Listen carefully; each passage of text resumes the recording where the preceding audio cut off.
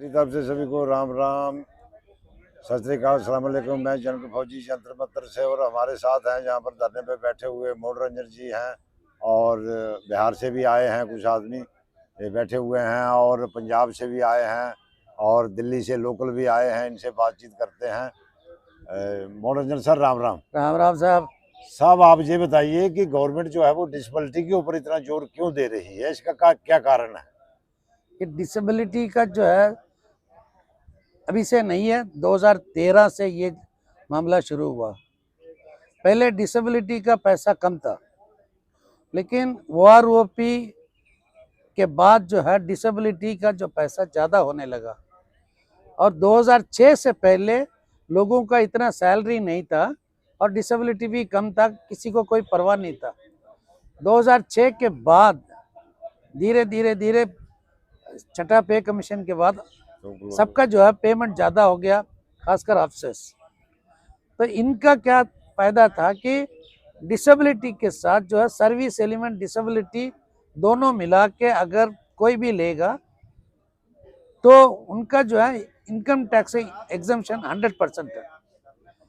ये वो income tax से 100% जो है एग्जम्पशन लेने के लिए ज़्यादातर अफसर्स जो है अपने आप को कैटेगरी डाउन कर लिया। इसमें एक मैंने सुना एक उच्च मतलब रैंक वाला का अभी एक कोर्ट मार्शल भी हुआ। तो 2013 में जब 13 के बाद आप आंकड़े निकालोगे, जवानों का डिसेबिलिटी रिटायरीज जो है, जो भी रिटायर होता था इनवैलिड या बाकी, जवानों का कम होते गया, ऑफिसर्स का बढ़ता गया। यहाँ तक कि लेफ्टिनेंट जनरल भी मतलब डिसेबिलिटी में जा रहा है। तो वहां से जो है गवर्नमेंट ने एक नज़र रखा। नज़र रखने के बाद इन्होंने एक कानून लेके आया था कि डिसेबिलिटी पेंशनर का भी डिसेबिलिटी पेंशनर के ऊपर भी इनकम टैक्स लागू होगा करके।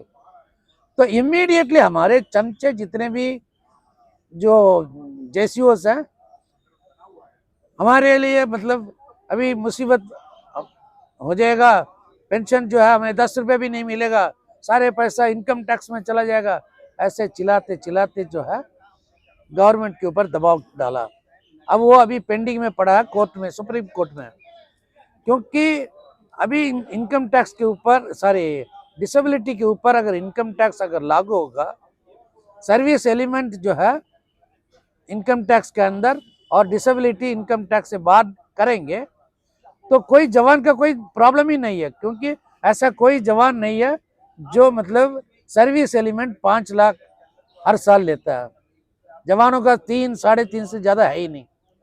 लेकिन अफसर्स का क्या है, मिनिमम उनका जो है 10-11 लाख रुपए सर्विस एलिमेंट है।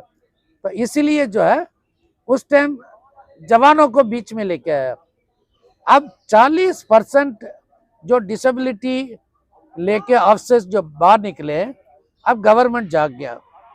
अब इसलिए पिछले महीने एक लेटर निकाला है और उसके ऊपर अभी कार्रवाई करने के लिए गवर्नमेंट कोशिश कर रहा है। और यहाँ तक कि ये कोर्ट में मामला जाएगा। कोर्ट में मामला इसलिए जाएगा क्योंकि जवान नहीं लेके जा रहे हैं, क्योंकि जवानों का डिसेबिलिटी कम है, अफसर्स का डिसेबिलिटी बहुत ज़्यादा हो गया। यानी कि आप देखो, डिसेबिलिटी मिला के एक अफसर 2-2 लाख, यानी कि साल में 25 लाख रुपए जो अफसर ले रहा है, अगर वो डिसेबिलिटी इनकम टैक्स स्लैब में अगर आएगा तो उसको जो है 8-9 लाख रुपए जो है इनकम टैक्स देना पड़ता है। ये जवानों के कंधे के ऊपर बंदूक रख के फिर चलाने का एक तरीका है। अगर जवान जागरूक हो जाएंगे तो फिर ये जो पैसा इनकम टैक्स के तौर पे जो गवर्नमेंट को मिलेगा, हमारे OROP में OROP का खर्चा भी थोड़ा मतलब इसका जो बोझ थोड़ा कम हो जाएगा, बस इससे ज़्यादा नहीं सर, आपने बोला कि जवानों के ऊपर जो है वो बोझ पड़ेगा। बोझ तो अफसरों के ऊपर पड़ेगा ना, क्यों? नहीं, OROP का जो खर्चा जो भी है उसका बोझ थोड़ा कम हो जाएगा। नहीं, कम तो हो जाएगा, लेकिन उसमें अफसरों को घाटा, जवान को तो उतना घाटा नहीं है। हमें तो मिलता भी 14% है, जो हमारी परसेंटेज इसे मिली थी। अफसर तो 48%, यानी कि 48%। वो बात नहीं, वो नहीं है। डिसेबिलिटी जो है जवानों को कितना मिलता है? जवानों को 12,000 रुपये, 13,000 रुपये 100%। तो वो उसको हटा के आप देखो, आप एक डिसेबिलिटी पेंशनर है, अगर आपको 50,000 रुपये से ज़्यादा अगर हर साल मिलेगा सर्विस एलिमेंट तो आप टैक्स भरोगे। लेकिन ऐसा कोई जवान बताओ, कोई भी रैंक बताओ जो हर साल जो है 5-6 लाख कमाने वाला, कोई नहीं है। जो डबल पेंशन लेता है ना, वो भी इतना नहीं कमा सकता। इसलिए आपसे जो है जवानों को इस्तेमाल कर रहे हैं। अच्छा, मतलब कि इस्तेमाल उनके कंधे पे बंदूक रख के, यानी कि हमें आगे करके, मैं थोड़ा दूसरी तरीके से समझ रहा था कि मतलब कि हमारा सहारा लेकर के वो आगे बढ़ना चाहता है। तो इसलिए जवानों को सोचना चाहिए, हमारे ओवर रैंक को, कि अवसर हमारा फायदा उठाने की कोशिश हम बताएंगे गवर्नमेंट को, सर इनकम टैक्स ले लो, डिसेबिलिटी के ऊपर मत लेना, सर्विस एलिमेंट के ऊपर ले लो करके हम गवर्नमेंट को एक मतलब सुझाव देंगे। क्योंकि इसमें जो है तकरीबन 4-5 हजार करोड़ जो है गवर्नमेंट को हर साल मिलेगा ऑफसेस की जो इनकम टैक्स, मतलब गवर्नमेंट को फायदा होगा, गवर्नमेंट भरेगी। हाँ, लोगों को हम ये संदेश देंगे। अच्छा, आप सर कहाँ से आए, आप भी बताएंगे? मैं बिहार भागलपुर से आया हूँ।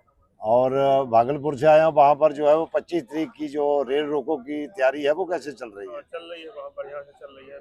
आएंगे भागलपुर से आदमी? भागलपुर से जरूर आएंगे। अच्छा जी, और जनता को आप क्या संदेश देना चाहते हैं? अगर संदेश देना चाहता हूँ कि जो घर में बैठे हुए एक्स सर्विसमैन हैं वो जंतर मंतर पे आए और अपना हक मांगे सरकार से।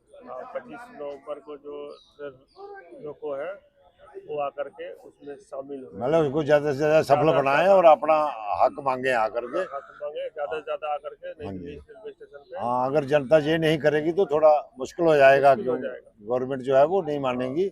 अगर आप लोग, एक साल से हम लोग यहाँ जंतर मंतर पे पड़े हुए। और सर, और सर विजय सर, आप कुछ क्या जनता को संदेश देना चाहते हैं? मैं संदेश यही देना चाह रहा हूँ कि अभी सर बता रहे थे ना जो डिसेबिलिटी के बारे में, यही उन्होंने पहले भी किया। ये बोला मेरा जवान करके OROP को ले गए खुद, और अब आपके ऊपर आपके कंधे पे रख के राइफल और फायर कराएंगे, और फायदा कौन ले जाएंगे? फिर अफसर ले जाएंगे। ठीक है, मेरा सभी सैनिक भाइयों से यही निवेदन है कि इनके बहकावे में ना आए। जो आपको खबरें मिल रही हैं उनको देख के आए। ठीक है, ये थे विजय जी हमारे साथ, और आपने सुन ही लिया है कि अफसर जो है वो हमारा ही सहारा लेके और अपना फायदा लेना चाहते हैं, इसलिए इनकी जो लॉलीपॉप है उससे बचें। और इसी के साथ मैं जनक फौजी चैनल को ज़्यादा से ज़्यादा शेयर करें और सब्सक्राइब करें। और ये जंतर मंत्र से है। जय हिंद, जय भारत।